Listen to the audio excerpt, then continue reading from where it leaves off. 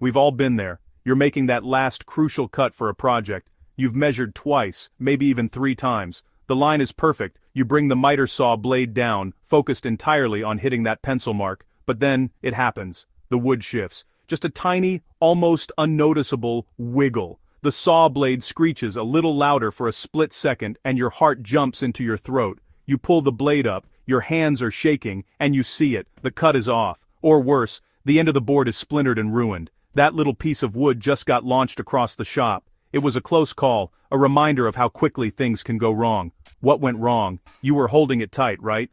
You put your weight on it. But it wasn't enough. Sitting right there on your saw, probably collecting a fine layer of sawdust, is the tool designed to prevent exactly this.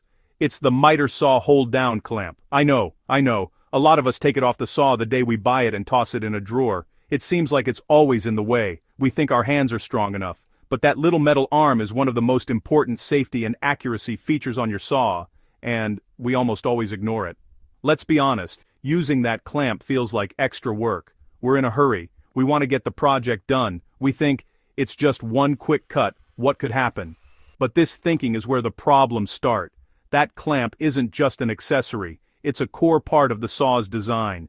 It's engineered to do something your hands simply can't. Apply consistent, unmoving pressure right next to the blade. Ignoring it is like deciding you don't need a seatbelt for a short drive. Most of the time, you'll be fine. But when you need it, you really need it. So today, we're going to give this forgotten tool the attention it deserves. We're going to pull it out of that dusty drawer and put it back where it belongs. I'm going to show you why that simple clamp is the secret to getting perfectly accurate cuts and, more importantly, keeping all your fingers right where they belong.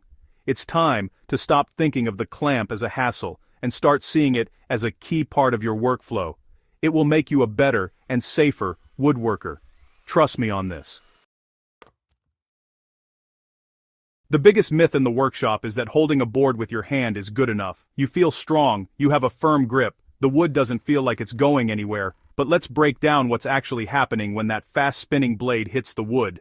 The blade's teeth are aggressively pulling the wood fibers out, which creates a force that wants to pull the board up and into the blade. Your hand, no matter how strong, can't fight that force perfectly. It will give, just a little. And a little is all it takes to ruin a cut. Think about a delicate project, like a picture frame with 45-degree miter cuts. If the wood shifts by even a fraction of a millimeter during the cut, that perfect angle is gone. When you try to join the corners, you'll have a gap. It's so frustrating. You blame the saw, you blame your measurements, but the real culprit was that tiny, invisible slip of the wood under your hand. A clamp eliminates this variable completely. It locks the wood down to the saw's table with hundreds of pounds of focused pressure, ensuring the wood and the saw are one solid unit. Let's do a quick experiment. Take a piece of scrap wood and make a miter cut, while holding it firmly by hand. Now take another piece from the same board and make the exact same cut, but this time, use the hold-down clamp. Place the 2 cut ends together. You will almost always see a difference. The handheld cut might have a slightly rougher edge or a tiny bit of tear out. The clamped cut will be cleaner, sharper, and more precise. That's the proof right there. The clamp isn't just for safety, it's a precision tool. This becomes even more important with smaller pieces. Trying to hold a small piece of wood by hand is just asking for trouble. Your fingers are way too close to the danger zone around the blade. It's incredibly risky. The blade can easily grab a small piece, turn it into a projectile, and pull your fingers along for the ride.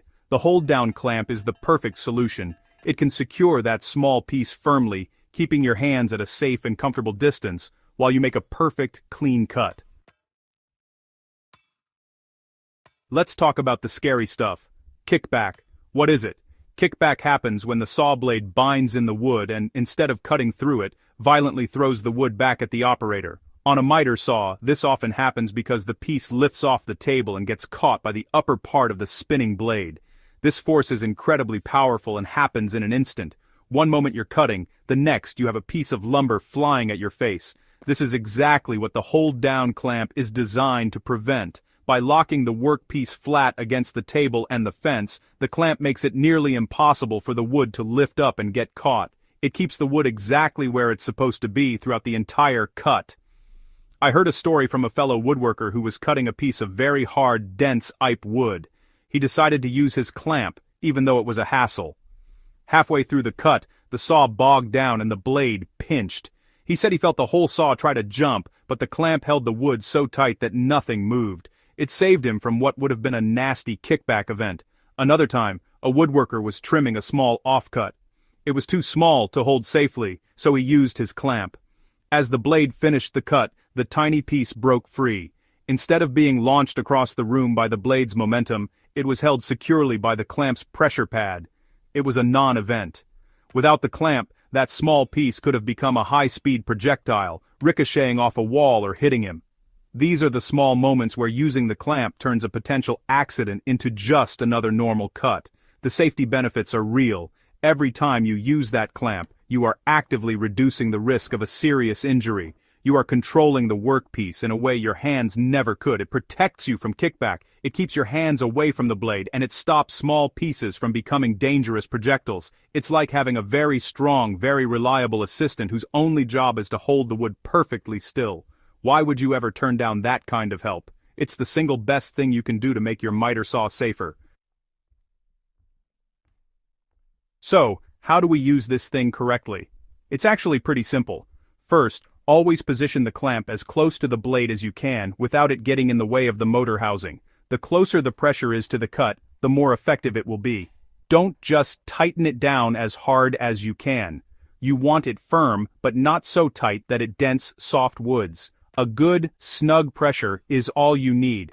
For most cuts, one clamp on the side of the board that will remain is plenty. What about weird shapes or big heavy boards? For oddly shaped pieces like crown molding, the clamp is a lifesaver. It can hold the molding at the correct angle against the fence, something that is very difficult to do by hand. For wide boards, you might not be able to clamp the middle, but you can still clamp one edge. This still provides a huge amount of stability and prevents the board from twisting or lifting during the cut.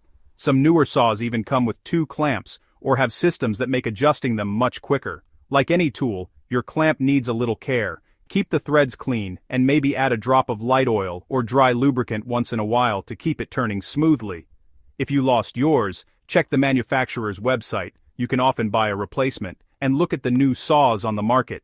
Many now feature advanced quick-release clamping systems that are much easier and faster to use than the old screw-style clamps. They are recognizing how important this feature is. In the end, it comes down to this. Using your miter saw clamp makes your cuts more accurate and your workshop much safer. You'll get cleaner results, tighter joints, and a lot more peace of mind. I challenge you. On your very next project, use the clamp for every single cut. See the difference for yourself. You'll be surprised at how quickly it becomes a natural part of your process. Now, I want to hear from you. Have you had a close call that a clamp could have prevented? What other overlooked tools do you think deserve more attention? Let me know in the comments.